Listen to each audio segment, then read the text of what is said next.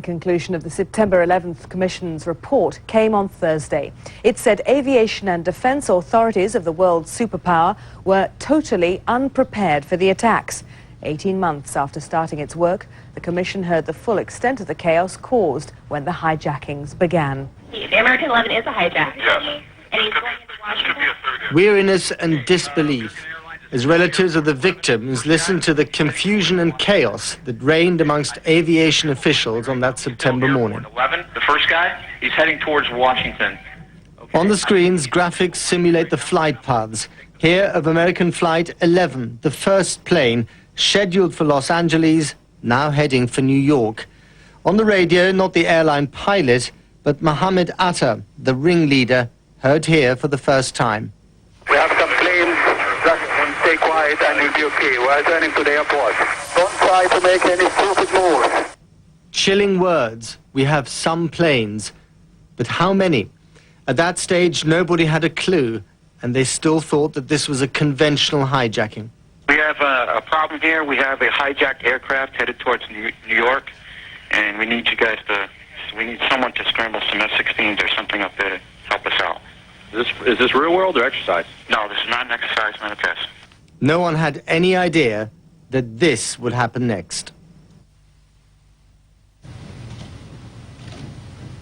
NORAD and the FAA were unprepared for the type of attacks launched against the United States on September 11, 2001.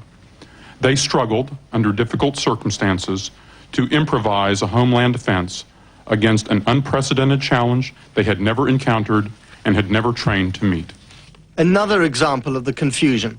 The authorities were still debating whether to intercept American Flight 11 more than 1 hour after it had already crashed into the North Tower. Do we want to think about scrambling aircraft? Oh, God, I don't know. That's a decision somebody's going to have to make probably in the next 10 minutes. Everybody just left the room. An empty room, and too late anyway. They couldn't have got the planes there in time. And yet it could have been even worse. We now know that Al-Qaeda had originally planned 10 simultaneous attacks, including 2 against nuclear power plants. So, could it happen again, today?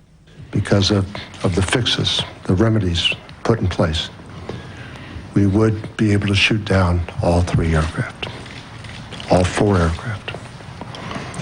Mistakes were made. All the information was available, but no one was putting it together. Why? Because no one was conceiving the inconceivable. It turned out to be the hijackers' biggest advantage.